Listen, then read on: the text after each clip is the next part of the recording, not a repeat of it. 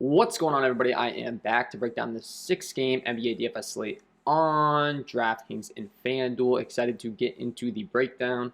We got the headset on today because I'm in the middle of another business meeting as well that I'm having to monitor. So if you're wondering why I got the headset on randomly, that would be why.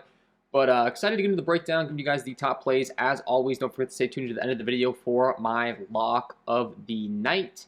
And lastly, if you are getting very, very serious about NBA DFS, I would highly recommend you check out my NBA DFS Premium package. You get access to the premium NBA projections, NBA data sheet, player stats, team stats, play contact stats, score plays, injury impact insights, and the NBA Discord chat access.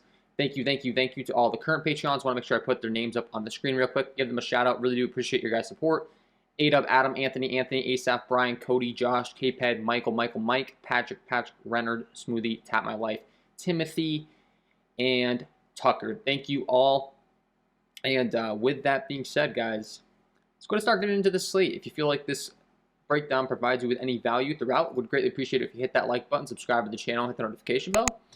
But let's talk about it. Dallas taking on Indiana is the first game on the slate as far as the total in this game. This game comes in with a 216.5 over under. It's a 9.5 point spread in favor of the Dallas Mavericks. So expected to possibly turn into a blowout here. The Indiana Pacers are on a back-to-back. We saw Domantas Sabonis return last time out and really have a big game. I was a little disappointed. I was underweight to him. Didn't really get any exposure, and it was something that I was kind of eyeing as I was building my lineups. I was like, am I making a mistake by not going to Sabonis? It's his first game back. He might go under-owned.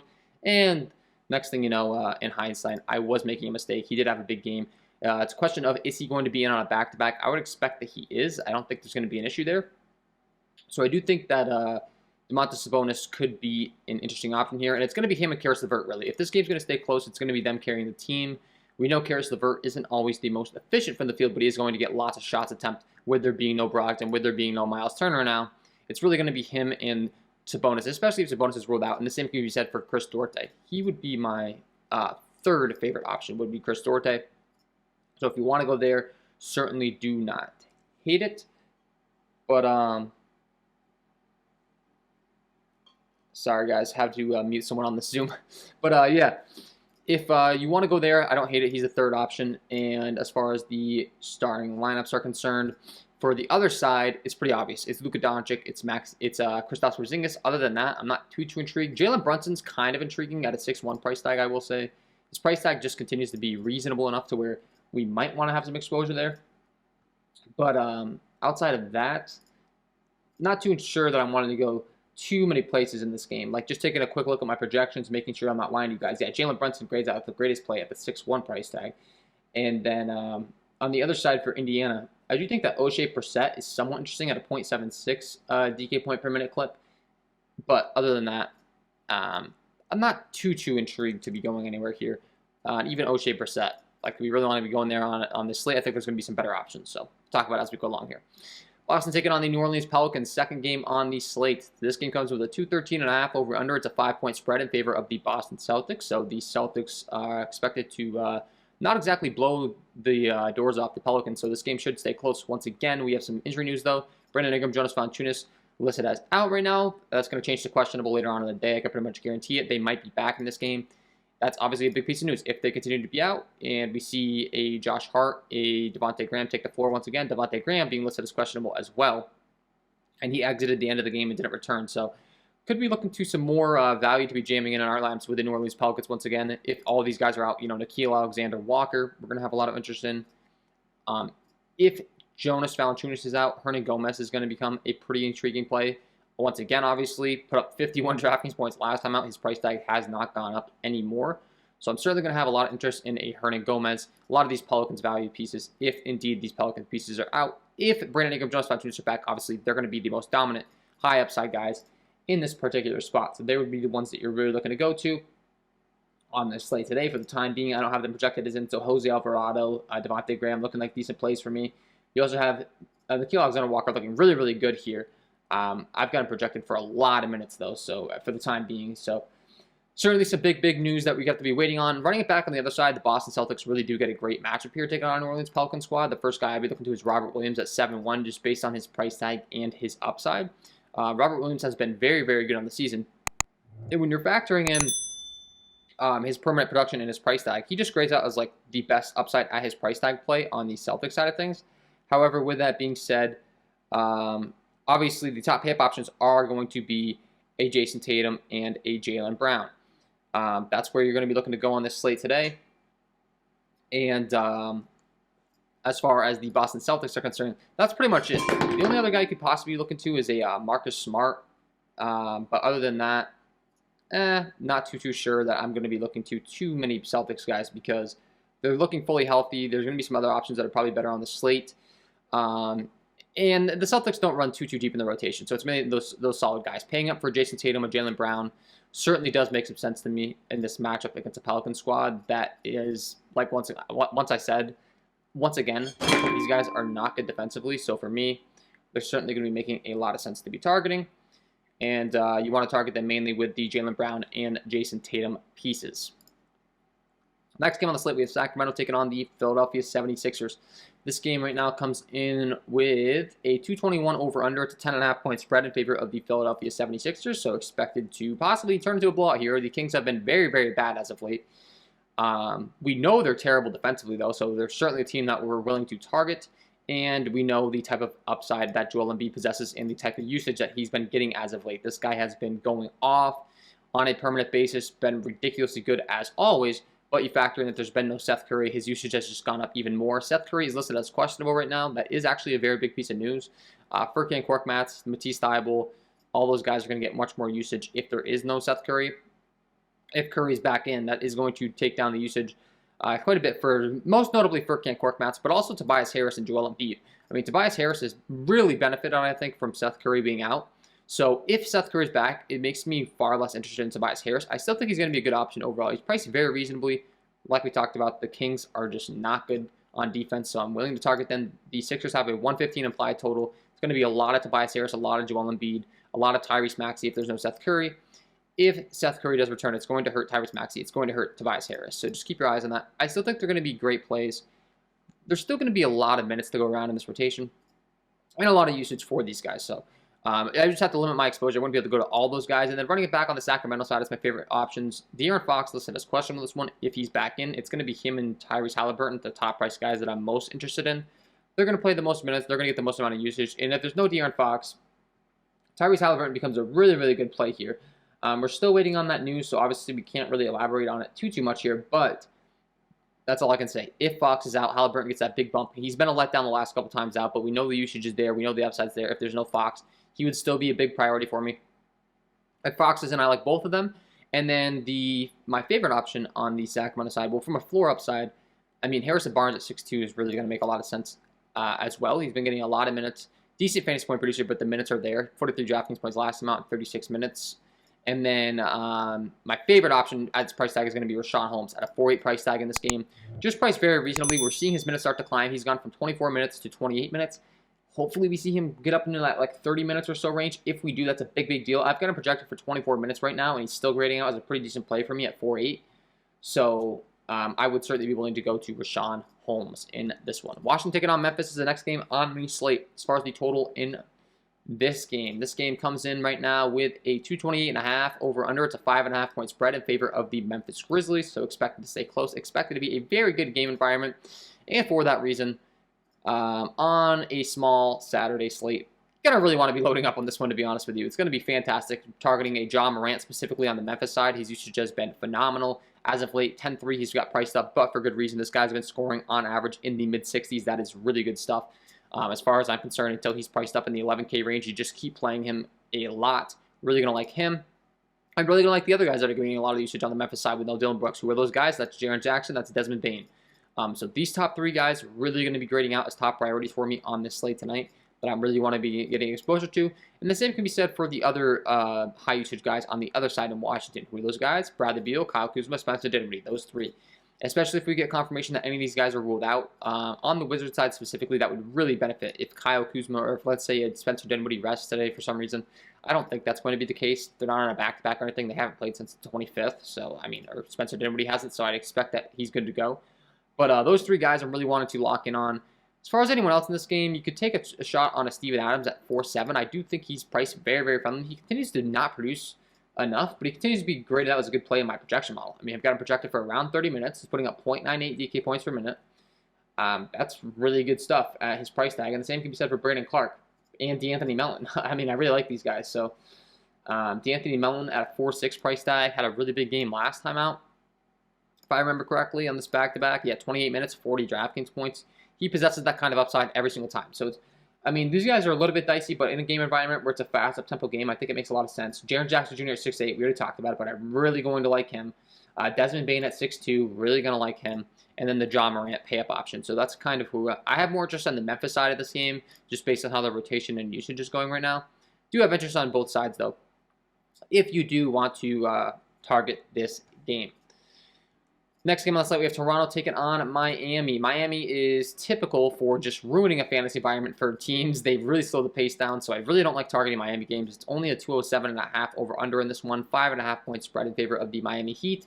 So expect it to stay close. These teams do have very solidified rotations, so we know there's going to be big minutes for the Toronto guys, for the Miami guys, but the game environment really is not good. So for me, I'm going to be limiting my exposure here to a couple guys in this game, if that. We saw Jimmy Butler play after being listed as questionable with a toe injury last time out, so maybe he gets a rest on a back-to-back. If that's the case, it's going to be a big bump up to a Bam Adebayo and a Tyler Hero. So certainly keep your eyes on that one. And then Fred VanVleet being listed as questionable was obviously a big piece of news as well. He missed back-to-back contests. I kind of think he's going to be in this one. And it's a knee soreness thing. It doesn't sound too serious. But if for some reason he's out, obviously big bumps up to the starting rotation. So Pascal Siakam, OG Anunoby, Scotty Barnes, and Gary Trent, who is already my favorite option out of everyone in this game. Gary Trent, just based on the price tag and the usage and the minutes, at 5.4 price tag, he's going to be my favorite option by far here. In a slow-paced environment like we talked about, if there was someone that could probably get you there in this type of environment, it would be him, just based on the price tag, the usage, the minutes, all that stuff. He probably has the most realistic chance of getting you there. Him and OG Anunoby are the ones that are grading out the best for me in my projections based on upside at their price tag. Followed closely by, Scotty Barnes, Fred VanVleet. Right now I have VanVleet projected as in, but I would be going with an OG Anunoby number 1 and a Gary Trent number 2. OG at 7K. Really going to grade out as a pretty great play as well, especially if there is no Fred VanVleet. So more interest on the Toronto side, it seems, right now. If Miami, obviously, if Butler gets ruled out, that will change. But Tyler Hero at 6'4", actually, I got to say, probably has to be my favorite option here. Overall in the game for his price tag and upside. He's 6'4". I know it's slow pace, but if he gets hot from the field, right now I've got him projected to play around 35 minutes, upper 30s DraftKings points with room for more upside, so that's pretty intriguing to me. And if I had to play one guy in this game, if I had to, I know it's a terrible environment, it would be Tyler Hero. All right, next game we have Brooklyn taking on the Golden State Warriors. All right, let's talk about it, guys. Brooklyn taking on the Golden State Warriors. As far as the total in this game comes in with a 231.5 over under. It's a 6.5 point spread in favor of the Golden State Warriors. And expect to stay close. Expect it to be a really good game here. And my assumption is this is a nationally televised game. I should have checked that before I started the stream, but let's pop it up here on the side monitor. I'm pretty sure this is going to be a nationally televised game, which is always going to be great stuff for the Stars. It's going to be James Harden. It's going to be Kyrie Irving on the Brooklyn side. It's pretty obvious. And on the Warriors side, we know it's going to be all of the Stephen Curry exposure. So right off the bat, I know, ABC. This game's going to be nationally televised. Actually, I knew that before. So James Harden and Kyrie Irving going to be very high usage guys that if this game's going to stay close, which is expected to, all of the upside is going to fall and flow through them. They have a 112 implied team total, 6.5 points spread, like I said. James Harden, Kyrie Irving, loading up on them in this slate. I also think that Nicholas Claxton being back now, he becomes a pretty intriguing play as well at his respective price tag, at a 4.3 price tag. That's very, very cheap. So don't mind that whatsoever. And as far as overall, just the top plays for me in my projections right now, it would be Nicholas Claxton grading out as the best upside at his price tag, at a 4.3 price tag. I also do think that LaMarcus Aldridge at 5.6 is pretty intriguing off the bench. And on the other side, outside of a Stephen Curry, I think Andrew Wiggins at 6K is looking very, very good. With there being no Draymond Green continuing to be out, I think that Andrew Wiggins could continue to really see a lot of usage here. And for that reason, at a 6K price tag, priced very reasonably, he will continue to be someone I'm willing to play. And the pay-up option, like I said, Stephen Curry going to be by far my favorite option on the Warriors side. He'll have a lot of upside, followed up by Klay Thompson. Klay Thompson continues to see more minutes. This is becoming a really big deal. We've seen Klay Thompson play 23, then he got to 26. Last time he got up to 27. I mean, if we see Klay Thompson play 30 minutes at a 5.5 price tag, he's a really good play here, and I think we're starting to trend towards that. So he's grading out as a pretty good play for me in my projection model. Right now, I've got him projected at 26 minutes. He's putting up 1.1 DK points per minute, though, since being back. He's shooting a lot when he's out there on the floor because he's getting limited minutes, 16, 12, 17, 13, 14 shot attempts. So getting a lot of exposure to Klay Thompson on a shorter slate. I really don't hate it. I've been telling people to go light on him up until now, but I think it's getting to the point of where we're willing to go there. So Klay Thompson, I certainly have no issues with you going to a Klay Thompson. So with all that being said, let's talk about FanDuel as well. Don't want to forget about you FanDuel guys. We kind of went over the overall feel of the slate in this one, but let's talk about some FanDuel. Let's talk about some pricing discrepancy. We already broke it down, like I said. We kind of have an idea of our top pay-up options, the top pace games, and all that stuff. And for me, once again, a lot of the guys we talked about, but Jalen Brunson over here on FanDuel is even cheaper at a 5.6 price tag. I think Jalen Brunson's price tag just is making it tough to not want to play him. With Luka Doncic and Kristaps being back, he's not getting the same amount of usage that he was before, but the price tag, I mean, last time he put up 43 FanDuel points. The upside's there. If the recency bias is going to be there, though, and his ownership's going to be high, which I tend to think it will be, I might want to kind of lean towards going a little bit light on him. Jaren Jackson at 7.6, we talked about the high usage in that up-tempo spot for the Memphis Grizzlies. He's really grading out as a great play for me over here on FanDuel and someone that I'm willing to get a lot of exposure to as well. James Harden's going to be my top pay-up option here at a 10.2 price tag on FanDuel. We talked about it, but it's going to be the James Harden, Kyrie Irving show. And in that faster up-tempo game for me, James Harden's grading out as the best upside at his price tag guy on FanDuel at that 10.2 price tag. I definitely do like Luka Doncic as well quite a bit here, but it's just a question of does that game stay close? And for that reason, I think it might be worth going down to the discount of a James Harden. And I really like Kyrie Irving at an even cheaper price tag at 9.4. So Kyrie Irving hasn't played since the 26th. Should be well rested in this one. Should have a ton of usage. And someone that I'm certainly willing to get a lot of exposure to over here.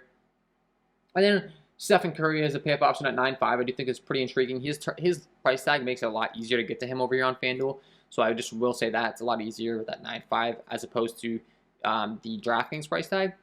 But overall, yeah, I mean, those are the guys I'm looking to. Domantas Sabonis, we talked about it at 9.6 on FanDuel. Really good grade as a great play. Something I've been trying to kind of hammer home in my content and in my own lineups is the ability to play multiple centers on FanDuel by using the power forward eligibility. So when you look at the Indiana Pacers starting lineup, I mean, Domantas Sabonis is literally the starting center, and he has power forward eligibility on FanDuel. The same can be said for Robert Williams, I believe, unless they change that eligibility for him. Yeah, exactly. He's 7'5". He's taking on New Orleans Pelicans squad in a really good matchup, and he's the starting center. The same can be said for a lot of other guys at the site like FanDuel. So I like to take advantage of that. Rashawn Holmes, I believe, has power forward eligibility as well. So taking advantage of that, Pascal Siakam, once again, another starting center that has power forward eligibility. Taking advantage of that over here on FanDuel, I think is really smart, and I think it's really going to be profitable for you in the long run. So, you know, Bam Adebayo, Jaren Jackson, Robert Williams, Pascal Siakam, Domantas Sabonis. Taking advantage of that type of stuff will really go a long way for you over here on FanDuel. And, yeah, that's my overall top plays. I mean, I think Tobias Harris at 8-1, if there's no Seth Curry, continues to be a really good play here. We talked about the Memphis guy, so I'm really going to like Desmond Bane as well as Jaren Jackson. So kind of the same rule applying over here. I'm not seeing too many big pricing discrepancies on FanDuel. There's typically a few of them. The biggest ones that are standing out to me, we kind of already touched on here. I think Jimmy Butler and Bam Adebayo at 8.7 and 8K look like really good plays, even though this game's expected to be really slow paced. Like comparing their price tags to their DraftKings price tags, Jimmy Butler's 8.6, Bam Adebayo 7.3. Looking over here on FanDuel, even though they're kind of more expensive at 8.7 and 8K, you get the 3 points for the blocks and steals. They're surprisingly grading out as pretty good plays for me, just based on the minutes upside, the permanent upside. They actually grade out like pretty big priorities for me on this slate tonight. So that's a little bit surprising right now, but you know, projected to play 35 plus minutes each of them. I wouldn't mind going to them on the slate tonight on FanDuel, where you get those minutes locked in. And Karis LeVert is the one guy I think I forgot to touch on. So I think Karis LeVert's a pretty intriguing option as well. We talked about it, but it's going to be all the Domantas Sabonis, Karis LeVert show. I know Karis LeVert hasn't exactly had the greatest of performances the last couple times out, but he still is priced very reasonably at 7.6. And for that reason, I'd be willing to go to him. So, yeah, guys. That is my overall breakdown of this 6-game slate. Before I let you guys go, I got to give you my lock of the night, of course. Quick reminder before I do, if you want to sign up for this premium content, check it out. Link below in the description, patreon.com/KJK_DFS. And a huge thank you to my current Patreons. Really do appreciate all of your support, guys. And check out the sponsor of the program as well, SuperDraft Pro, guys. Link below in the description. If you sign up today using my link, you will get access to those exclusive free contests monthly that I talk about on those live streams. Would really encourage you to check it out. Another way of supporting me. Greatly appreciate it if you do. And with all that being said, guys, before I let you guys go, got to give you my lock of the night. Let's get into it. And my lock of the night tonight is going to be Jaren Jackson Jr. taking on this Washington Wizards team in a high total on this slate, a 228.5 over under with a very respectable price tag on both sites. We've seen him take a big leap forward in usage with there being no Dillon Brooks on this squad, and I think we continue to see big performances from him. At this price tag of a 6.8 price tag on DraftKings, 7.6 on FanDuel. Really the only thing we worry about with Jaren Jackson Jr. is the foul trouble issues that he supplies, so gotta hope we avoid that tonight, but if we can, the upside is massive here at the price tag. Get him in your lineups because he is my lock of the night. So there we go, guys. Jaren Jackson Jr., get him in your lineups, and that is all from me in this one. If you did enjoy the content, if you could please take a second to hit that like button, subscribe to the channel, hit the notification bell, that would be greatly appreciated. And I will be going live later on. Hope to see you on the live stream. If not, wish you all the best of luck. If you're tuning into the live stream, leave a comment below, let me know that you're going to. Also, guys, if you could just leave more comments as is, I'd really like to get the engagement up on this channel. Thank you so much for watching, and thank you for supporting, hitting that like button, leaving some comments. Would love to interact with you. If you have any questions in the chat, or, you know, I say the chat now because I'm used to doing live streams, but in the comments, please ask them, and I'll help you out. That's all from me, guys. We'll see you in the next one. Peace.